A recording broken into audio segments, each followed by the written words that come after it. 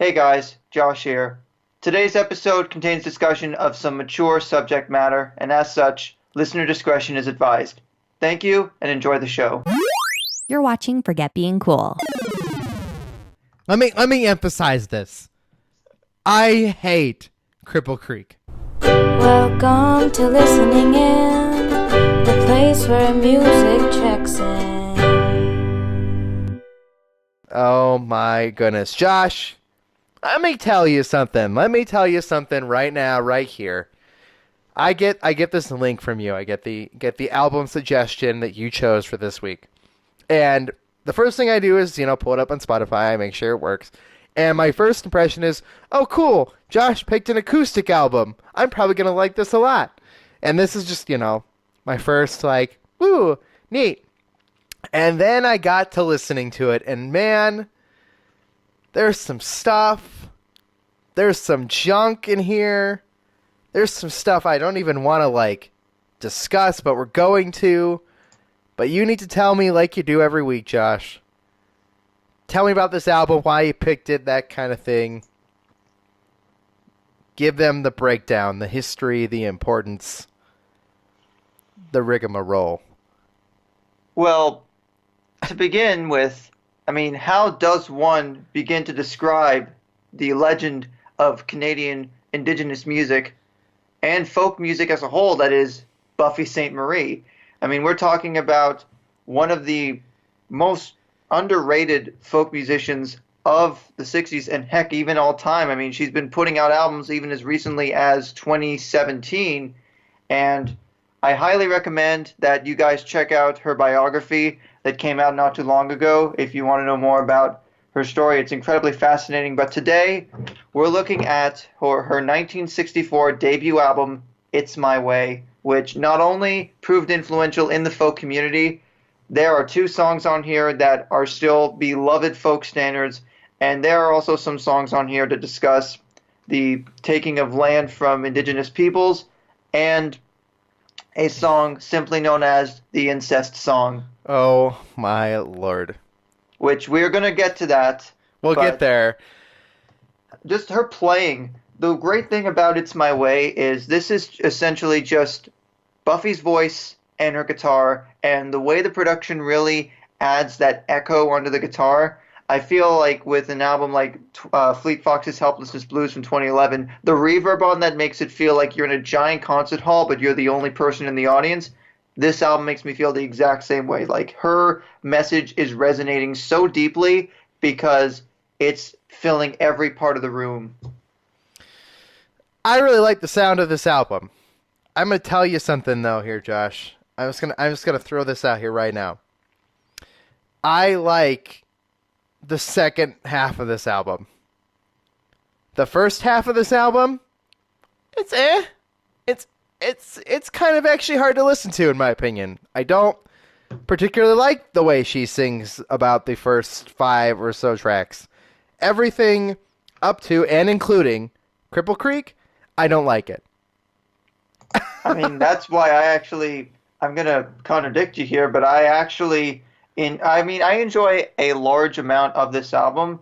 I think for me, it's hard to say which side I prefer more because there are songs on the first half that are really enjoyable, but then there are songs like her version of the traditional song "You're Gonna Need Somebody on Your Bond," or the title track, which is just it does have that repetitive song structure, but it doesn't get old, and especially with her sense of songwriting on here is so strong. Like on the opening track, "Now That the Buffalo's Gone," that's basically about the confiscation of Indian land. And the fact that around the time this album came out, the Kinzua Dam was built, and that has a lot to do with what she's talking about. For reference, the Kinzua Dam is one of the largest dams in the United States, which is in Warren County, Pennsylvania. Close to me, yet I don't know this history at all. That's how much I don't follow history, Well, Josh. you have to understand, Dave, that here in Canada, especially, not just especially in Ontario, but all across the country, there are still lots of Indigenous people living on land or on reserves, but that land is for them, and yet companies and private companies, corporations, the government, what have you, they're taking that and doing whatever they want with it.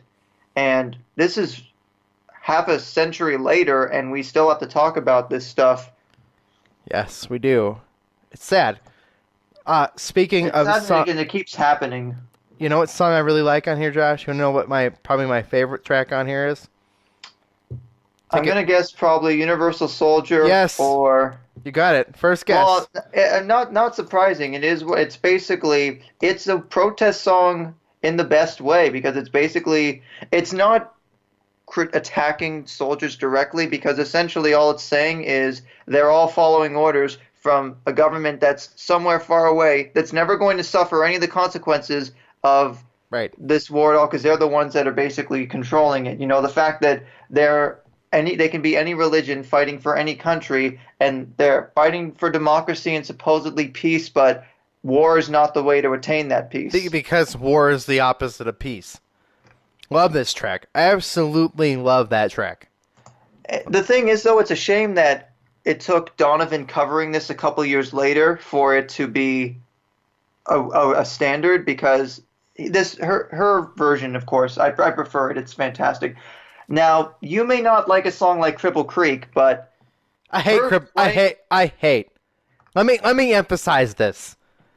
I hate Cripple Creek. I despise it. I love her version. The mouthbow, when I was listening to it, it reminded me of a Jew's harp, and when I looked up what a mouthbow was, it is essentially it's similar to a Jew's harp, but it's different in that you can actually control the pitch with your mouth. So I thought it's a fun little bouncy folk song, but I think for me it just sort of I think from over my words here. From the seriousness of the rest of the album, from the way the guitar sounds, the way her voice sounds, from everywhere across this entire album, Cripple Creek stands out and does not fit into this album.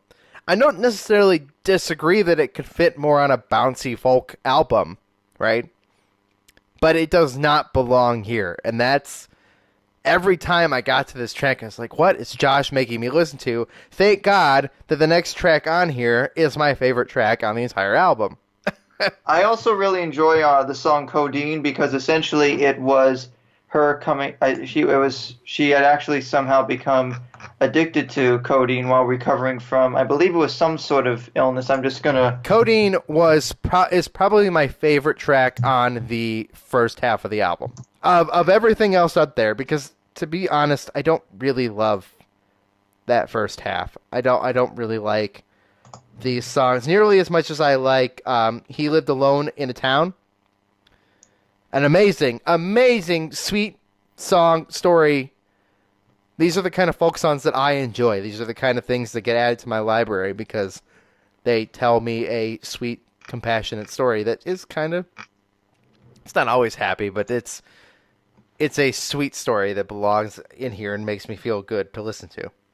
That's the good thing about a good chunk of this is the imagery she can convey and the lyrics are so eloquent.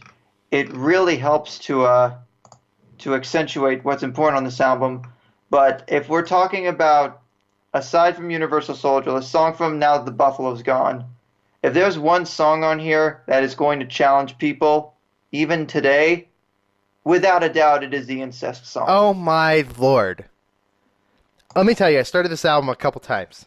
I didn't make it through the album every time because of just time constraints, and usually when I listen to these things, I like to start at the beginning and go all the way through. When I got to this, like the second or third time through this album, I was like, what in the world? I seriously, because I'm usually just listening, I'm not reading all the tracks, not going through the lyrics, this is the stuff I do, in the later listen-throughs. I was like, am I listening to a song about what I think I'm listening to a song about right now? And the truth is, yes. Yes, I am. And that's... I can't believe how long ago this album got put out with a song about this, right? It's so poignant. It is. It's so moving. You feel for the characters in this song. Right. And it's almost one of those things where on first listen you think there shouldn't be much attracting you to this song, but almost I'd say it reminds me of something like, from medieval times. Yeah. But this is something that you forget likely still happens Scarily, all over the world. probably still does happen, and it's bizarre. You feel you care, yet it's amazing that they put out such a enjoyable. God, I hate using that word for this, describing this song. But what is an enjoyable experience to listen to? It's kind of rough to try and praise a song about it. 'Cause I know, it right? can be a little bit of a slippery slope, but I think it just speaks to I don't want to praise the subject matter. the obviously. courageousness of Buffy Sainte-Marie to tackle a subject like this, and for it to succeed on the level that it does is absolutely worth commending. Right. And to think that this was just the start of what her music career has led to, and she's written stuff for so many other musicians, and she won a Polaris Music Prize over here in 2015. As I listened to this album a lot while I was working on editing the website that you guys are listening to this on or watching it on, whatever. And Spotify does that thing where it suggests music after you get through the album, and I just kind of let it play. I will tell you that her later stuff, I probably enjoyed more. I think she's really found her voice in her most recent stuff that I got to listen to. I'm not going to list any of the tracks off here because it's just kind of the background of what I was doing. But I learned to appreciate this album the more of her material that I listened to. Which is interesting to say that her first album stands out to me more because I listened to more of her more recent stuff.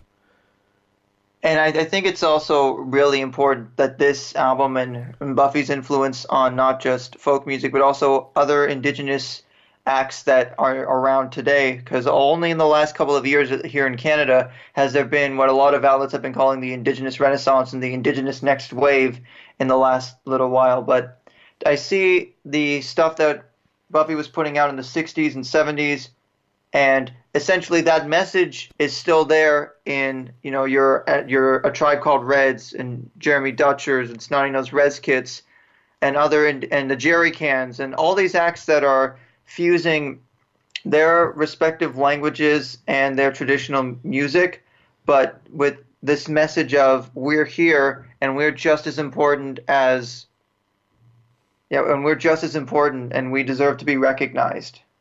So Josh, I'm going to go find 22 more versions of Cripple Creek and listen to it and see if I like it when it's not her, and I'll tell you next week how I feel about that song.